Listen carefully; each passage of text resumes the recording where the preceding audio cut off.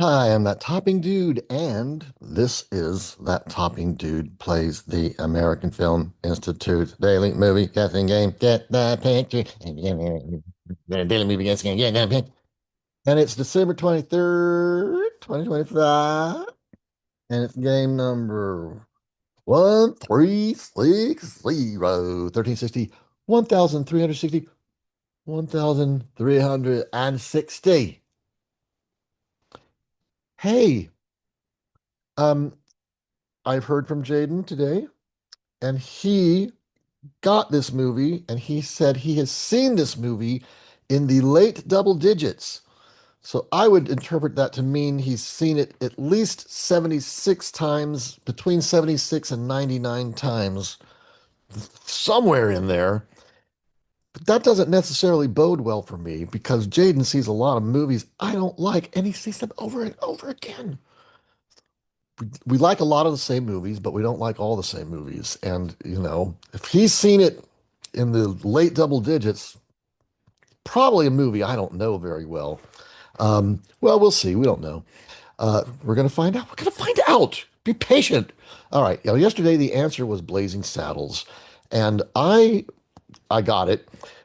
After, thank God, I thought it was a black woman at first before I realized it was Dom DeLuise, and I got threatened with my life by John Adkins. If I had not realized that it was Dom DeLuise by the end of the game, something terrible would have happened. I can read you the email. He threatened my life. I think he probably was just kidding though.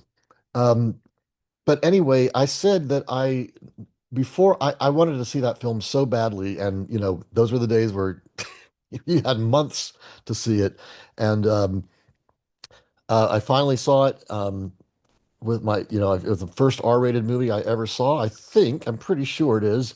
And I said I knew everything about it because I think I had read the screenplay. Well, I realized after the recording was over, I had not read the screenplay. I had read the novelization, the movie tie-in. What the fuck are they used to do that all the time in the 70s. They would have movies, and back then people also read books a lot unlike now. And so people would want to read, it's often movies were often made from books. It would be a novel first and they would make it a movie. But in the 70s, man, people wanted to read and original movies would be turned into books and it would be called a novelization. And if you see the movie Manhattan with Woody Allen and Diane Keaton, I think Diane Keaton, one of them plays a writer and they say, I think Diane Keaton's a writer and she has an assignment and he says, "Oh, what are you doing?" She said, "Oh, it's a novelization." And he said, "Oh God, novelizations. They're so cheesy, so badly written because they were churned out. They were churned out just to have a tie-in to the movie. So it was part of the publicity and marketing thing. But so they were not really well written. And a lot of them they often written by an author named Gilbert Perlman. Not all of them, but I know I bought a lot of novelizations and back then, and I noticed Gilbert Perlman's name kept popping up, and I've always wondered who the hell is Gilbert Perlman? He's someone who only writes novelizations. I wondered, is it his real name or a pseudonym? And I suspect it's a pseudonym because they're not well written. You don't really want your real name on one of these books because they're terrible. Let me see if I can show you some. Um, let's see. Here's a novelization of I Love You, Alice B. Toklas, which was a film about pot brownies. Um, let's see. Here's Westworld and Future World. Now, Westworld was a screenplay by Michael Crichton, who is a famous author, and it doesn't say who the author of the novelization of Westworld is. It kind of looks like it might be Michael Crichton, but it's probably someone else. Um, now I know I read the novelization of Blazing Saddles. I remember some of the pages very specifically because some of it was a little bit visual. Um, Here's the novelization of Young Frankenstein. There you see Gilbert Perlman. What I tell you, what I tell you, what I tell you, what I tell you. All right. Anyway, that's that. Tie-ins, movie tie-ins, novelization, big in the 70s. I guess we should be glad we're past that now. We don't have, we've had other things to replace that aren't so wonderful. But anyway, let's see what today is. 60% got this. Oh dear. And whatever this is, Jaden has seen it multiple times, dozens, literally dozens of times. Hmm. Well, I don't know what this is from looking at the picture here like this. 60% got it. Okay, let's see what the titles are. Oh, shit. The Dark Knight. See what I tell you. The Dark Knight. That's the kind of movie Jaden would have seen between 76 and 99 times. I've seen it once. The Circle. What the hell is The Circle? Now, I don't think it seems like it would be higher than 60% if it were The Dark Knight, because everyone would know that.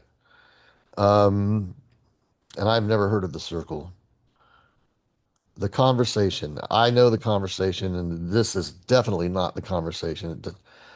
And I know that Jaden hasn't seen The Conversation, so that's another clue. So we can definitely eliminate The Conversation.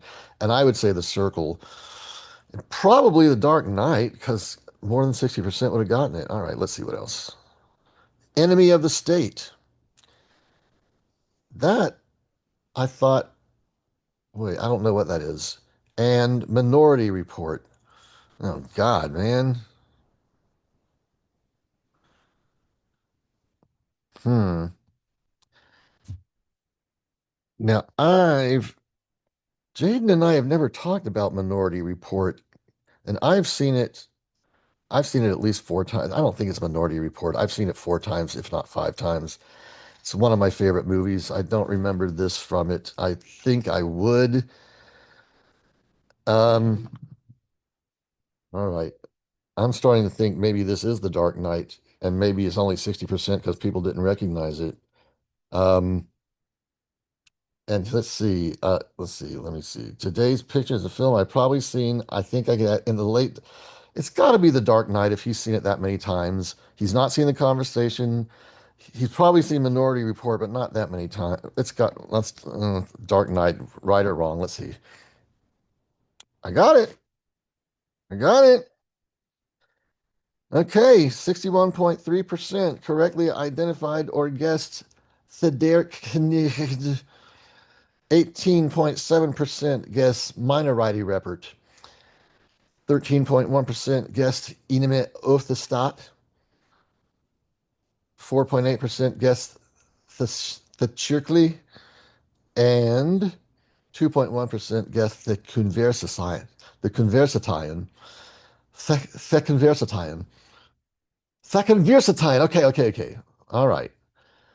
77%, no doubt. Always going to be 77%. Never anything else but 77%. No matter what. Let's see what they said about the motherfucking that night, baby, after having this drink. Ah.